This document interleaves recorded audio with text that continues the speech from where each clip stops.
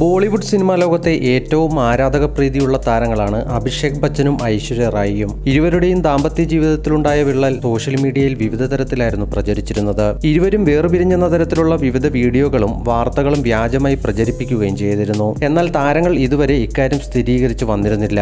എന്നാൽ ഇപ്പോൾ ഐശ്വര്യ റായിയുമായി താൻ വേർപിരിഞ്ഞുവെന്ന് അഭിഷേക് ബച്ചൻ പറയുന്ന ഒരു വീഡിയോ ആണ് ഇപ്പോൾ വൈറലായിരിക്കുന്നത്. In this July, me and Aishwarya, we both have decided to get divorced. But obviously the last couple of years have been a bit weird.